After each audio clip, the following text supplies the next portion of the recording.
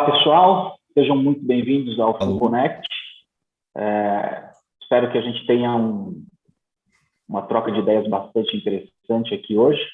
Primeiramente, eu gostaria de agradecer muito a participação de vocês, em nome do SET Experience.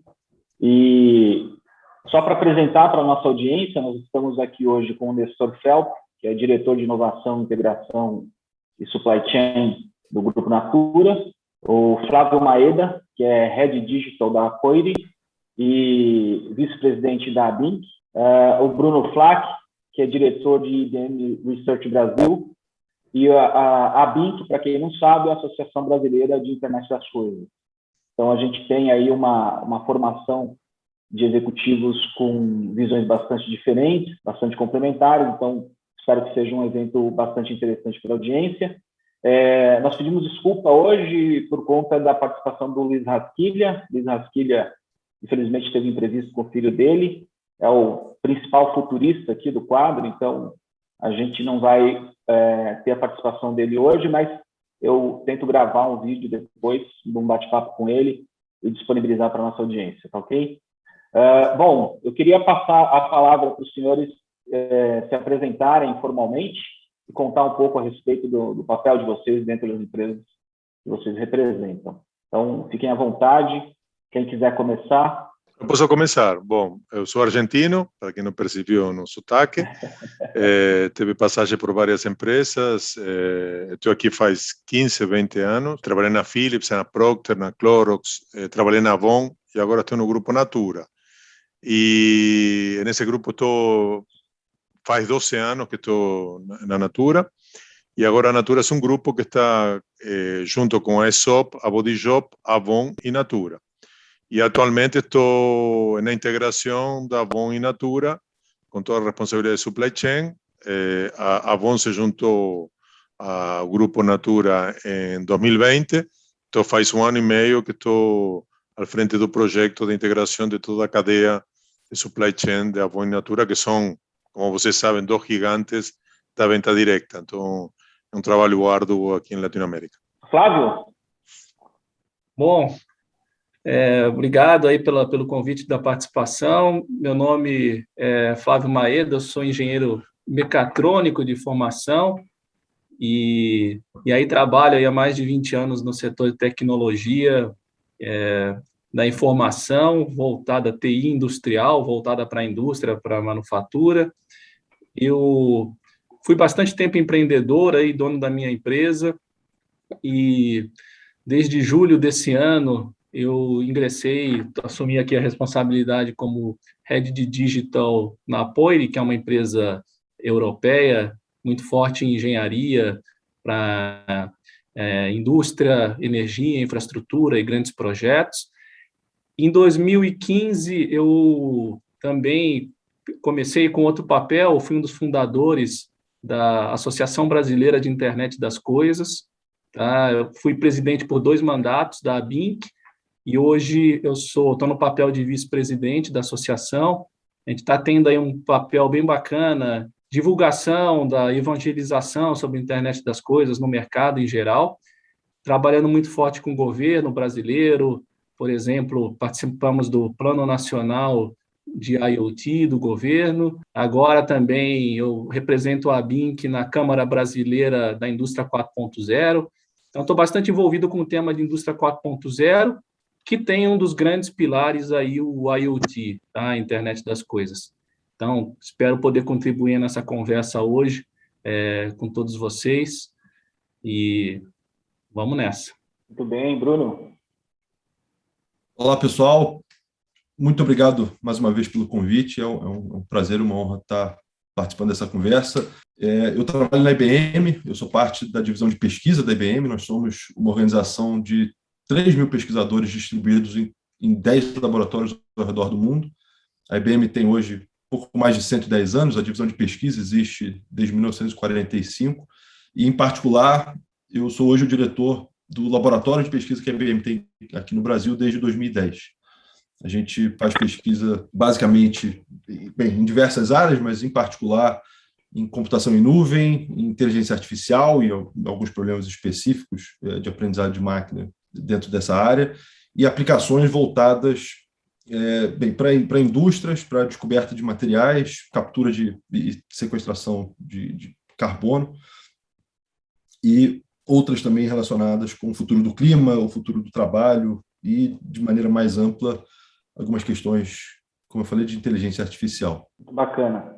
Bom, pessoal, a gente vai dividir o nosso bate-papo em 3 grandes grupos. No primeiro momento, a gente vai falar a respeito do mercado em geral, como é que a IoT está dentro do contexto de negócios e como está impactando as estruturas de negócios de forma geral. Na sequência, a gente fala um pouco das especificidades das empresas que vocês representam, então como que as empresas estão olhando para essas atividades. E, por fim, a gente fala um pouco da visão de futuro dos executivos com relação a essas aplicações.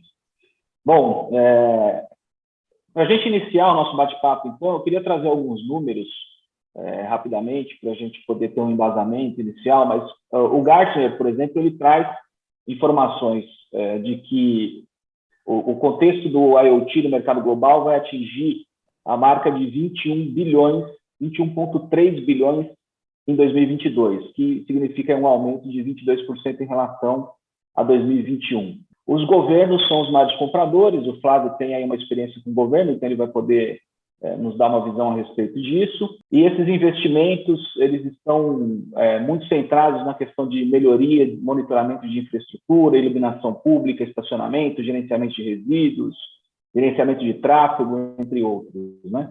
Mais de 50% desses investimentos serão feitos em equipamentos de vigilância externa, né? Serão investimentos em endpoints e serviços de comunicação para vigilância, saúde pública e segurança. E quando a gente fala do contexto de IoT, né, ele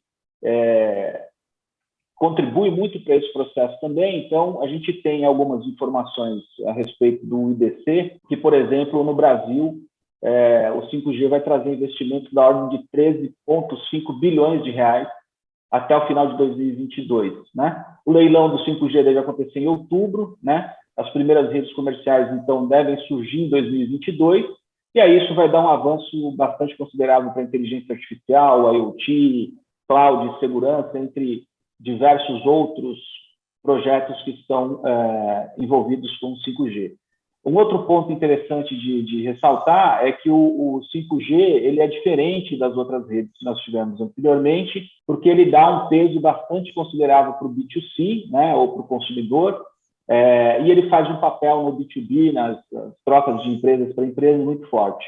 Então, é esperado que a gente tenha um processo de reinvenção das organizações do ponto de vista de modelos de negócio, de modelos de atuação, com comunicação, etc., e a questão da pandemia, de modo geral, ela aumentou expressivamente o uso de câmeras e de aplicações para que a gente possa mapear o distanciamento social, o uso de máscaras, etc., etc. Então, a gente tem um contexto de crescimento muito forte a respeito do IoT, da hiperconexão no mercado, e eu queria, nesse momento, ouvir um pouco dos especialistas que estão no mercado hoje, como que vocês estão olhando para o contexto, como é que o mercado está atuando hoje, como é que as atividades estão acontecendo em torno do IoT, do 5G e das hiperconexões. Para a gente iniciar, eu queria pedir a palavra para o Flávio. Flávio, você que tem bastante experiência com o tema, né, tem a questão também do IoT aplicado não somente às questões de infraestrutura, segurança, etc., mas da indústria. Como que as empresas estão olhando para isso hoje? Como é que o mercado está se comportando? Bom, Kojo, eu gosto de começar falando de IoT, sempre que a gente conversa aí de IoT nos eventos, trazer uma perspectiva pouco, talvez particular minha, mas para ajudar o pessoal do público em geral, tem ajudado a entender assim, o que é a importância desse tema que a gente está falando. Tá?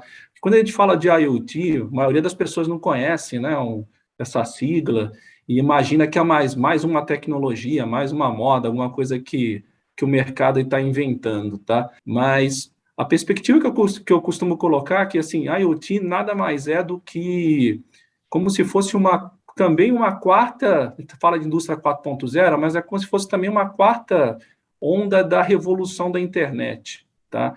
Então, seria assim, basicamente, né, a continuidade de tudo que está acontecendo aí na internet, que a gente tem visto aí nos últimos 20 anos, tá? Que tem impactado profundamente todos os setores da economia, transformado radicalmente negócios, né? Surgimento de grandes empresas, desaparecimento também de grandes outras empresas.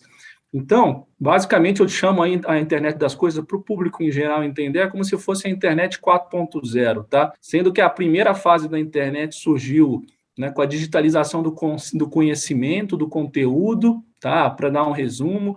A 2.0 foi mais baseada em transações, foi quando a gente entrou com o e-commerce, tá? A gente entrou com serviços financeiros, todos os tipos de transação online, tá? Lá com o e-bank no começo dos anos 2000. Depois veio a grande revolução das mídias sociais, tá? Com a internet, as pessoas entrando na rede como produtoras de conteúdo, de conhecimento também, não só consumidoras. Quando entrou todo mundo, até nossos pais, avós, está todo mundo na internet hoje. Então, assim, para dar essa perspectiva da importância do IoT, eu costumo dizer que agora é o momento que já está acontecendo, né, quando todas as coisas do nosso dia a dia, o nosso mundo físico em geral entra na internet, tá? E isso, assim, vai ter e já está tendo um impacto muito grande. Assim como nas outras ondas, vai ser um impacto gigantesco também, porque agora são todas as coisas, né, do dia a dia, as fábricas, os carros, eletrodoméstico, tudo que a gente pode imaginar.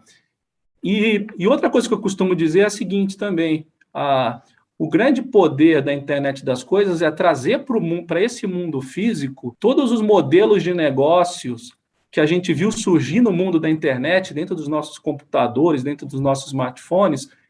Quando a internet chega em todas as outras coisas, esses modelos de negócio que estavam, digamos, restritos ao mundo digital, eles vão para o nosso mundo físico, para todas as coisas, tá? Isso, assim, tem impacto que a gente já está vendo, mas tem coisas que a gente nem consegue ainda prever que vão acontecer, que vão existir, assim como a gente não conseguiu prever o surgimento de muitas das coisas hoje que estão de internet que estão comum, tipo Uber, Airbnb e tudo mais.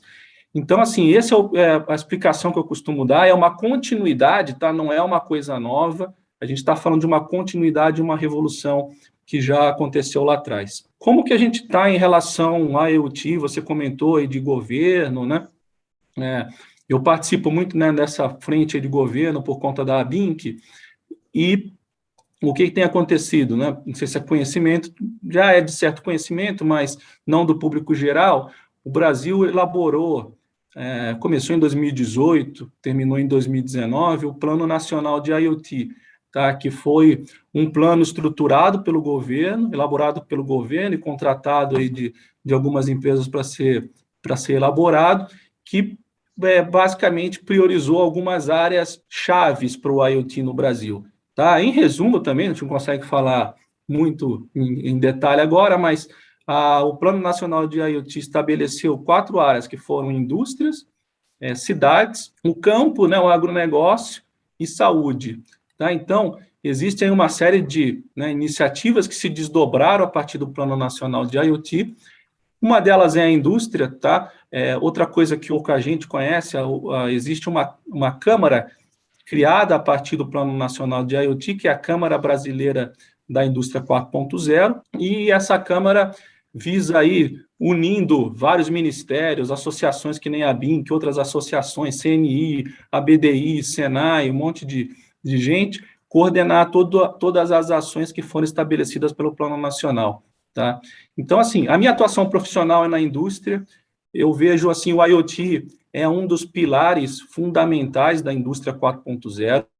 A indústria 4.0 é caracterizada pela hiperconexão, então depois a gente pode poder elaborar mais, mas em termos gerais não significa só na indústria a gente conectar sensores, né? A gente imagina que por sensores, por coisas conectadas na indústria, mas o grande potencial do IoT na indústria 4.0 é permitir a conexão também entre tudo que já existe de automação na indústria, todos os sistemas que existem na indústria, a integração vertical, desde os sistemas de automação, de operação, com os sistemas corporativos de TI dentro da indústria, conectada de ponta a ponta pelo supply chain todo, né?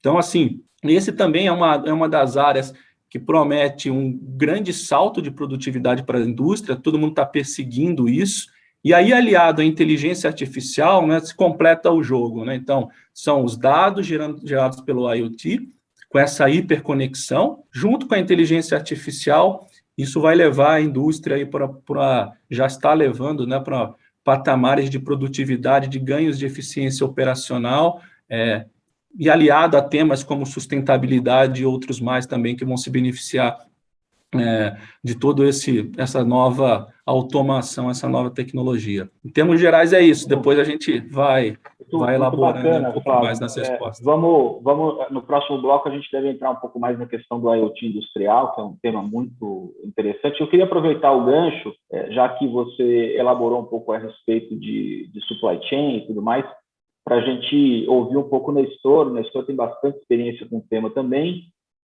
Nestor, o que você nos conta a respeito da sua atuação hoje com o Grupo Natura? No, realmente a Internet das Coisas, como explicou recién, é a conectividade da internet com as coisas, com o mundo físico, sem passar por uma transação, por assim decirlo. Antigamente eu não sei se na Internet 1.2 ou 1.3, você tinha que fazer uma interação para conectar a internet com algo físico.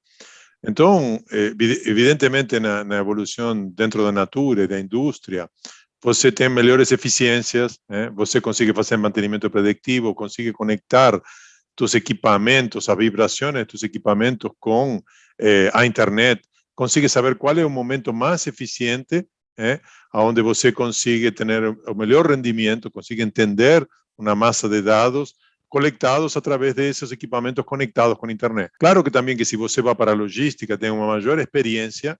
Acho que alguém mencionou aqui do 5G.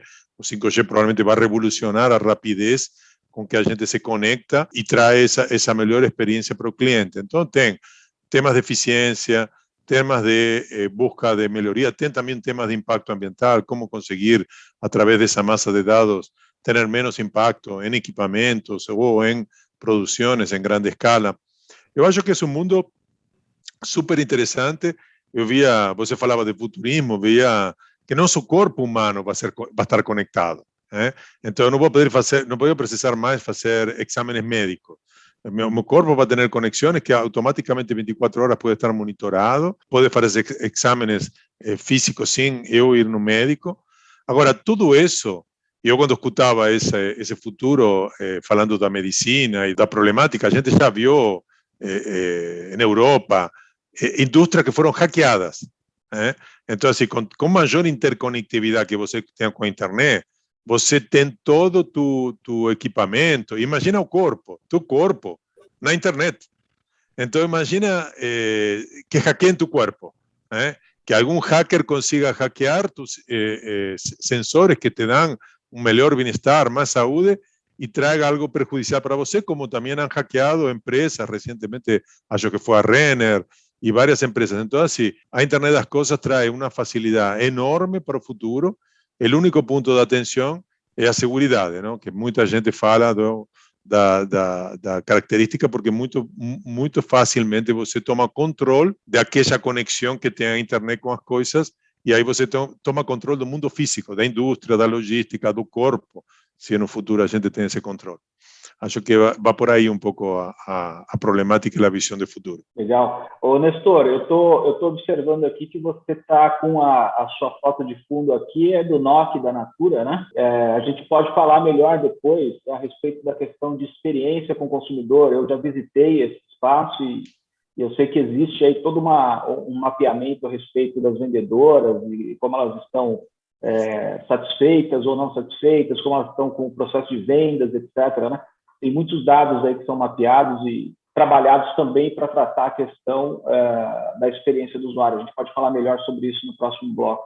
Eu trouxe esse fundo de tela justamente por isso, porque é um bom exemplo de como se interconectam e como você terá uma experiência do cliente diferenciada. Vamos falar mais disso no próximo bloco. Bruno, o que você nos diz a respeito do setor aí de forma geral? A minha perspectiva é aquela de alguém que trabalha com as tecnologias que estão muitas vezes por trás dos panos, digamos assim, né, das aplicações que a gente vê rodando. A IBM é essencialmente uma empresa de plataforma de computação em nuvem híbrida e inteligência artificial, e nesse sentido a gente busca prover as tecnologias e soluções que, por sua vez, permitem que os nossos clientes desenvolvam, né, os seus negócios e as suas próprias soluções que são levadas ao mercado para os seus respectivos clientes. Então, nessa linha, eu costumo pensar nessa área de IoT e conectividade em termos, basicamente, de 3 dimensões, né? A primeira tem a ver com a infraestrutura e a plataforma computacional em cima da qual as aplicações rodam, né? Então, sejam elas de back-office operacionais ou de captura de dados e de interação com os usuários na ponta. Hoje em dia, isso certamente vai continuar sendo o caso. A infraestrutura computacional associada a qualquer aplicação de médio ou grande porte minimamente sofisticada é bastante heterogêneo, né? Então, isso tem a ver, por exemplo, com o uso de mainframes, de computação em nuvem, seja pública ou privada, ou qualquer coisa no meio do caminho, de edge computing, ou computação na ponta, né, ou na fronteira da rede ou aplicação, sensores, dispositivos variados, etc. Então, isso cria uma série de desafios, tanto relacionados com aspectos técnicos de operação e implementação dessas soluções, como de suporte e manutenção das soluções e da operação dessas empresas no dia a dia.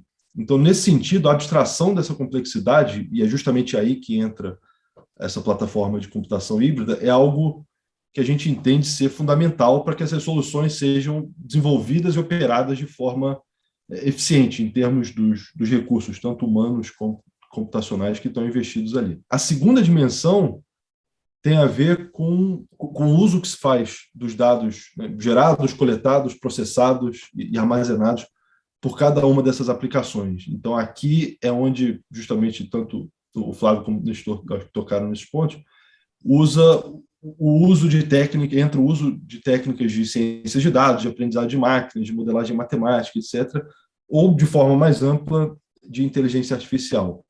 Então, o uso e o valor dos dados e dos insights extraídos vai, claro, depender do segmento, do domínio específico de cada cliente, mas o fato é que o bom ou mau uso desses dados, muitas vezes, é a diferença entre, né, vida e morte, o lucro, prejuízo, ou liderança ou irrelevância. E eu entendo que a gente vai falar mais adiante sobre alguns dos exemplos específicos de uso desses dados, mas há algumas questões fundamentais que a gente ainda precisa endereçar aqui nesse nível, e que são, muitas vezes, questões ainda não totalmente resolvidas pela comunidade científica, sob o ponto de vista técnico, né? Então, questões como o viés dos modelos, ou as dificuldades de compreensão dos resultados, o que, em geral, gera uma subsequente barreira para a adoção de recomendações, por exemplo.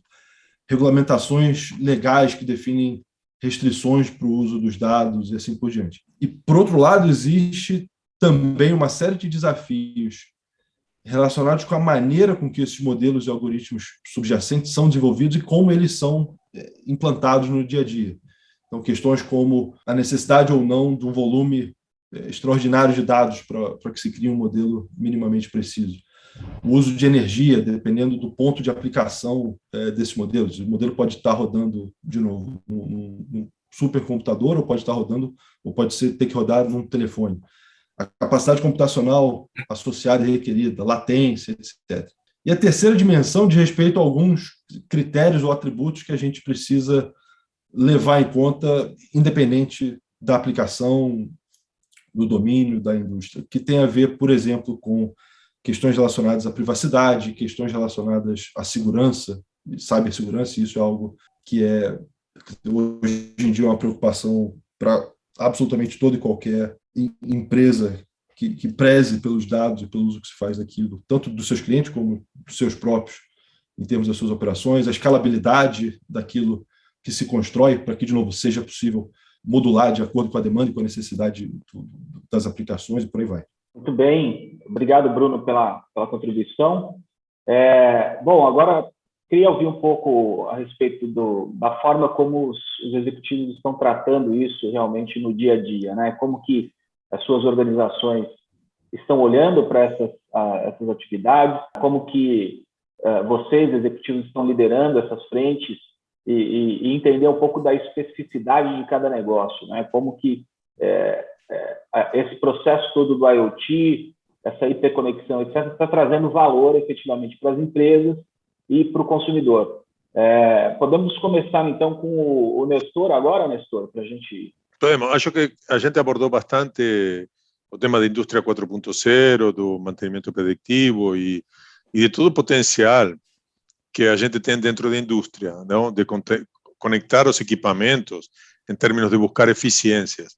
Mas acho que o exemplo que falamos recém de nossa central de experiência, que é o que o mercado normalmente conhece como uma torre de controle, é um belo exemplo de como a gente está conectado e dando uma experiência diferente para o cliente.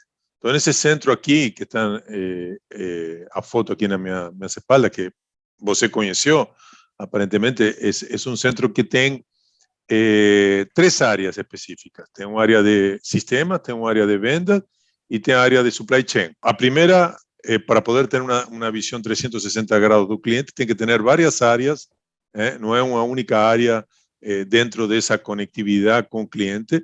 E aí a gente está monitorando permanentemente captação de pedidos, se há algum problema em Brasil ou em Latinoamérica de sistemas, de redes, para poder experimentar uma experiência de colocação de pedido satisfatória, que o sistema não pare, não esté lento.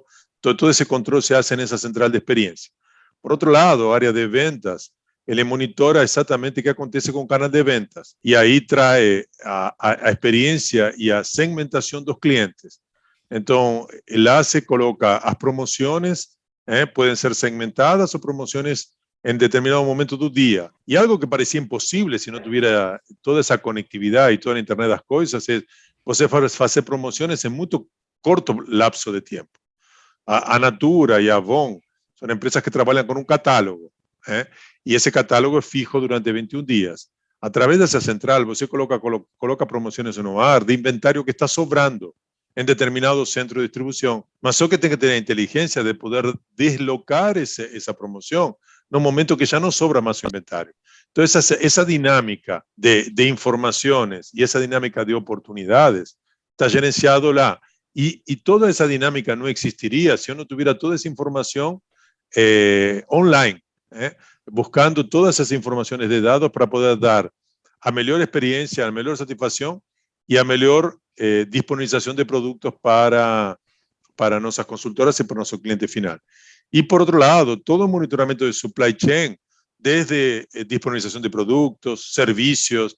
Então, uns 2 ou 3 anos atrás, a gente não tinha ingerência, porque era uma questão da transportadora, quando uma das caminhonetas, das 5.000 ou 6.000 caminhonetas que estão viajando dentro do Brasil, quebrava. A gente não tinha como informar a nossos clientes que esse pedido que estava previsto para entregar daqui a 3, 4 horas, dado a quiebra do veículo, eu não conseguia entregar mais.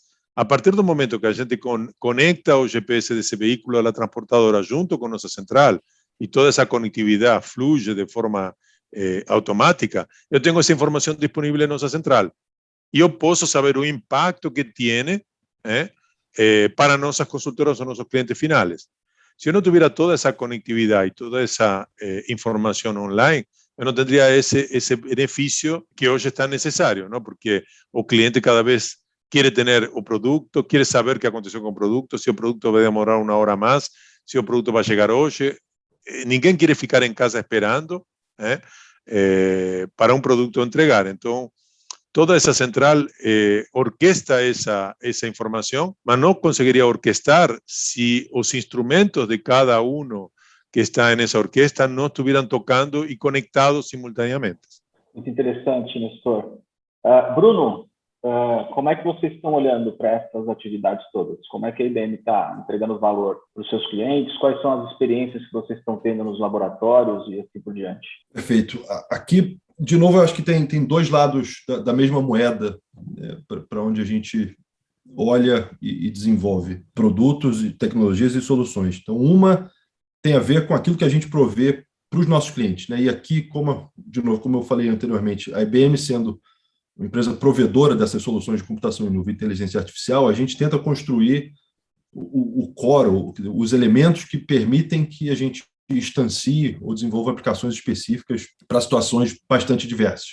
Então, ao mesmo tempo, em todo o mundo, tem hora que a gente está trabalhando, por exemplo, com empresas de telecomunicações na construção do que é, no fundo, a espinha dorsal de captura, processamento e transmissão de dados em todas as suas formas.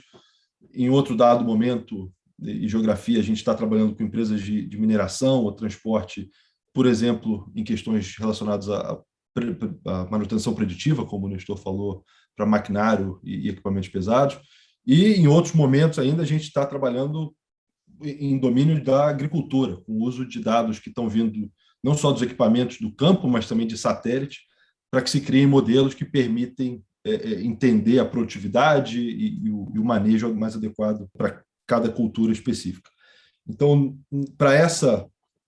nessa frente, de novo, a gente tenta trabalhar para garantir que a plataforma computacional usada seja tal que ela facilite a construção dessas soluções para cada um dos clientes. E, de novo, isso tem alguns aspectos ou dimensões específicas. Uma delas é a facilidade de desenvolvimento e manutenção, outra tem a ver, obviamente, com os custos de operação e por aí vai.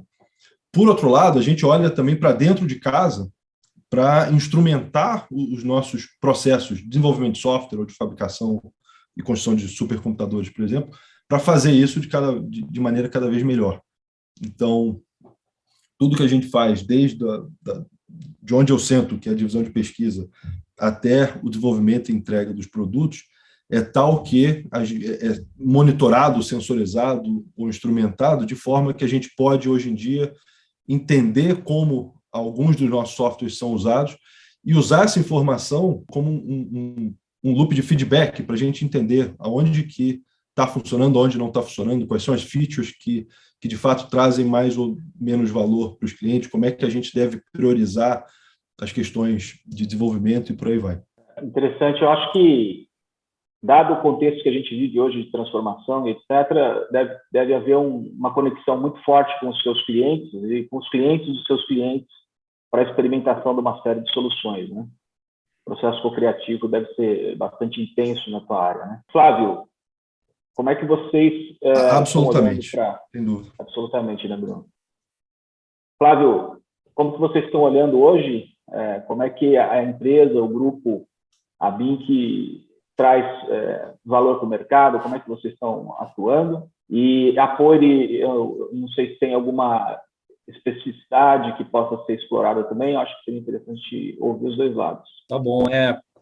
O que acontece, até reforçando aí um ponto que o Nestor comentou, assim, nossa visão, o IoT ele tem duas grandes vertentes, tá? Uma é a de eficiência operacional, tá? Que quando a gente fala, por exemplo, manutenção preditiva na indústria, quando a gente fala numa eficiência logística, tudo que é tipo de eficiência de ganho para redução de custo, para maior produtividade, maior eficiência, entra dentro dessa vertente da eficiência operacional, mais dentro de casa, dos processos internos e tudo mais.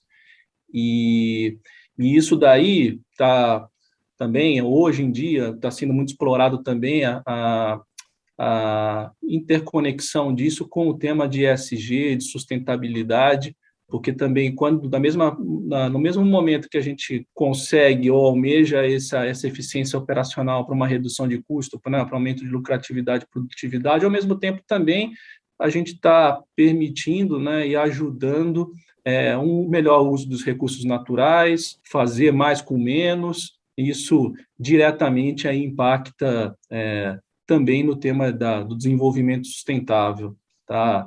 O Nestor na Natura deve saber, né, quando a gente está falando de uma eficiência logística, né, isso tem um impacto direto, qualquer ganho de eficiência logística, você está tendo um impacto direto em redução de emissão de carbono e tudo mais, né, principalmente quando se fala aí de frotas, aí de veículos.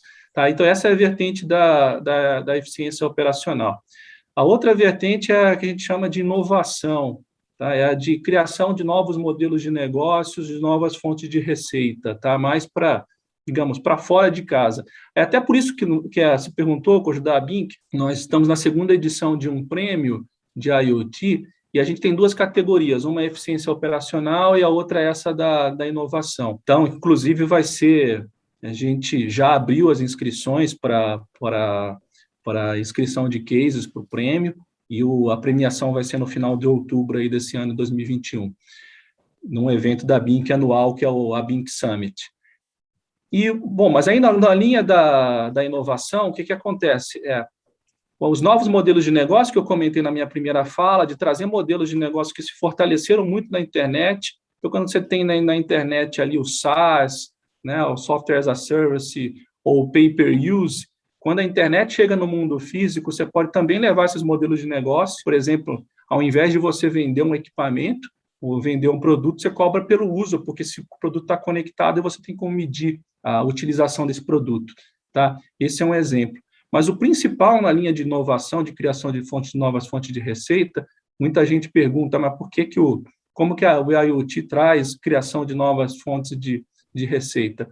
As empresas, ela tem que entender o seguinte: agora, com a internet chegando no produto físico, ela não pode mais ficar só focada no produto físico, só focada em produzir aquele bem, né, aquele produto tangível, mas daqui para frente as empresas, elas vão ser, e já está acontecendo isso, elas vão ser grandes orquestradoras de produtos e serviços que combinam produtos físicos com produtos e serviços digitais. Tá? Então, isso vai possibilitar criar novas ofertas, novas soluções para os clientes que as empresas já possuem. Tá?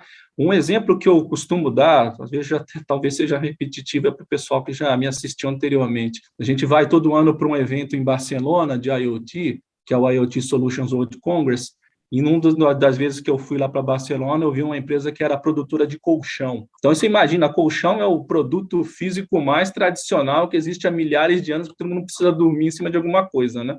Então, mas ela colocou no colchão, estava mostrando lá na feira de Barcelona, sensores conectados no colchão. Então, é uma empresa que produz produto físico e já está pensando ali no digital, né, no IoT. E aí, para que ela põe sensores no colchão? Ela entendeu que, sensoriando o colchão, ela poderia prestar um serviço, oferecer uma solução para o mesmo cliente dela, que é o cliente que já compra colchão, para, por exemplo, ele saber se ele está tendo algum problema de sono, porque muitas vezes as pessoas têm problema de sono e não sabem, não percebem, só percebem depois, muito tarde. Então, os sensores ali gerando dados e uma inteligência artificial em nuvem, ele consegue indicar para o cliente da empresa do colchão que aquela pessoa está tendo um problema de sono, que ela tem que buscar tratamento. Então, assim, imagina, é um serviço que ele pode cobrar, inclusive, gera novas fontes de receita, diferencia o produto daquela empresa dos concorrentes, só que ela tem que ser essa orquestradora, ela vai ter que ter a computação em nuvem da IBM, o servidor em nuvem da IBM. Então, para a indústria, que é a área que eu atuo, a questão da eficiência operacional já está muito evidente, tá? Principalmente na Poir, indústrias de processo, de transformação, grandes empresas, qualquer ganho operacional ali significa um monte de dinheiro.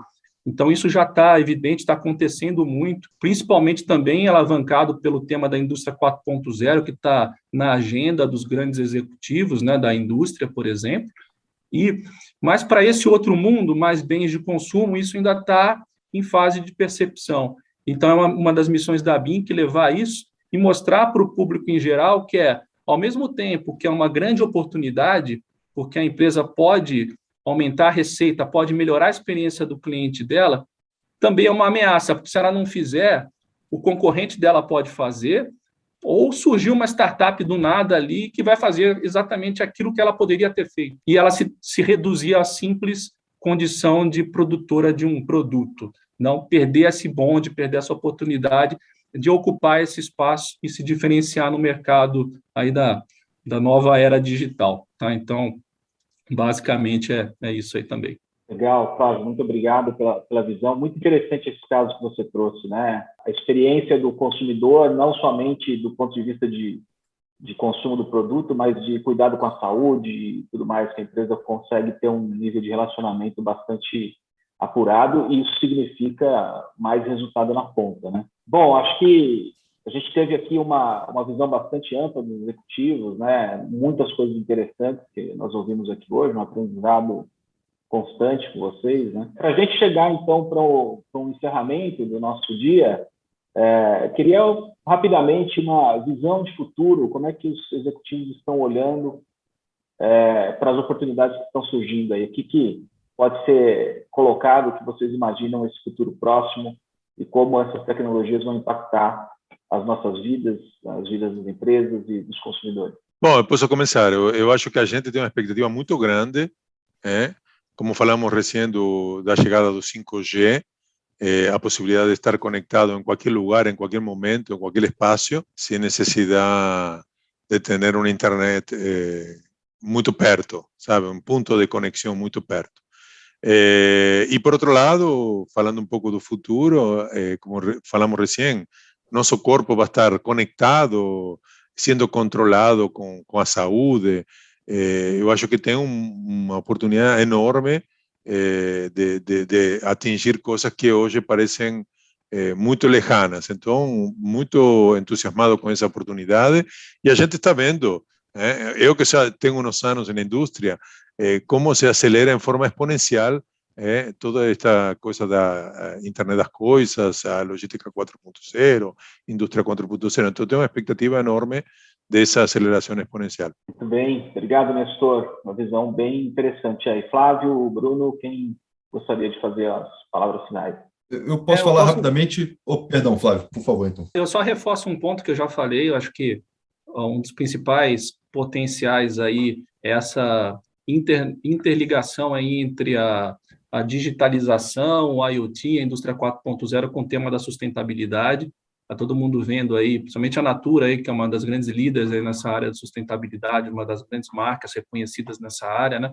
Mas todas as empresas hoje, né, não só a Natura, mas todas as empresas vão precisar cada vez mais se atentar a isso, né, e mostrar resultados nessa área. Então, acho que um dos temas aí que está cada vez ficando mais claro é a questão do papel que a digitalização, o papel que a IoT, as tecnologias podem desempenhar para reverter aí, ajudar a reverter esse quadro, né, de degradação ambiental e que todo mundo coloca, tá? A questão ambiental, tudo mais, e do clima. Então, eu acho que daqui para frente, muitas das coisas que vão acontecer vão, fora todos os outros fatores que a gente já colocou, vão ser puxadas aí por essa intersecção entre a digitalização e o tema da sustentabilidade, principalmente na indústria, em áreas aí que são, né, bem intensivas de uso de recursos naturais. Isso daí vai ser cada vez mais evidente e a tecnologia vai ser usada aí como aliada para ajudar nesse tema aí também. Legal, Bruno? Eu vou fazer um comentário bastante rápido. Quando a gente fala do futuro, eu vejo, de novo, isso em termos de duas dimensões. Uma tem a ver, eu vou até pegar carona no exemplo do Flávio, a disponibilidade dos dados sendo coletados com cada vez maior frequência, maior precisão, acurácia e refinamento, associados à capacidade computacional hoje disponível, de novo, desde dos dispositivos que estão do nosso lado até mainframes e computação em nuvem. E associado também à capacidade que a gente hoje tem de entender isso através de modelos de inteligência artificial, por exemplo, permite que se crie bastante mais valor do que era possível anteriormente. Então, como o Flávio falou, hoje a gente pode ter os dados do sensor do colchão, e isso pode ser associado aos dados de um relógio que está no pulso da pessoa, com os dados de exercício físico e medições biométricas e dieta e por aí vai. A possibilidade que a gente hoje tem de ter um entendimento holístico e muito mais profundo da saúde da pessoa permite que eu acho que empresas tenham soluções que vão muito além daquilo que elas inicialmente estavam se propondo a fazer e possam observar e entender, por exemplo, não só como a pessoa dorme, mas o quadro inteiro de saúde daquele indivíduo. E isso, obviamente, tem valor e a partir daí eu acho que existem várias oportunidades de negócio para empresas que souberem capturar isso de maneira apropriada. Por outro lado, tecnicamente, a gente hoje acho que chega finalmente a enxergar aquilo que se fala há muito tempo, mas que não se materializou de forma tão concreta ainda, que são os tais dos digital twins, né, os gêmeos digitais. Então, a existência dessas informações e, de novo, a capacidade computacional e de modelagem permite que, ou vai permitir que a gente, acho que muito em breve, tenha a junção final do mundo físico com o mundo digital. E, a partir daí, a gente consegue otimizar e usar todos os recursos de forma a ser, por exemplo, mais eficiente nas operações logísticas de supply chain e, por outro lado, tratar de questões, por exemplo, de sustentabilidade, como o Flávio também falou, de forma a usar os recursos do planeta de forma mais responsável e eficiente. Legal, muito, muito bacana. Vou aproveitar só para falar um pouco a respeito dessa questão do Digital Twin, que são os gêmeos digitais, para consolidar um pouco para a audiência. Nós estamos falando, por exemplo, de fazer o mapeamento digital de uma turbina de avião e não precisar parar um hangar para ter engenheiros ali fazendo uma alteração na turbina, o desenvolvimento de uma potência maior da turbina, né? Isso tudo pode ser projetado no ambiente digital, testado no ambiente digital, e quando isso vai para o mundo físico, vai com 99% de fidelidade daquilo que está acontecendo no ambiente virtual, né? A redução de custos é enorme dentro de um projeto como esse, né? Que você teria aluguel de hangar, você teria uma série de engenheiros ali fisicamente atuando, etc. Então, tem uma redução bastante considerável, um nível de avanço muito consistente, sem contar dentro da saúde, né? A replicação de órgãos, etc., que consegue ter um nível de proximidade com a realidade humana muito forte. E se você permitir também mais um minuto, pegar esse tema aí do gêmeo digital, que o Bruno colocou, ainda hoje é possível você visitar uma fábrica de forma completamente remota também, e ir da fábrica, visitar, ver as máquinas e tirar medidas e tudo mais. Mais uma vez, a questão da sustentabilidade. Você imagina você ter que pegar um avião, dirigir até a fábrica, voltar fora tempo, né? Então, realmente é uma das grandes aplicações aí do futuro aí também. Pessoal, chegamos ao fim do nosso Full Connect, Futuro e Tendências. Queria agradecer mais uma vez a participação dos senhores. Flávio, Nestor, Bruno, muito obrigado pela participação. Nos vemos nos próximos episódios aí e pelo mercado. Muito obrigado pela participação de vocês. Muito obrigado, pessoal. Obrigado. Obrigado.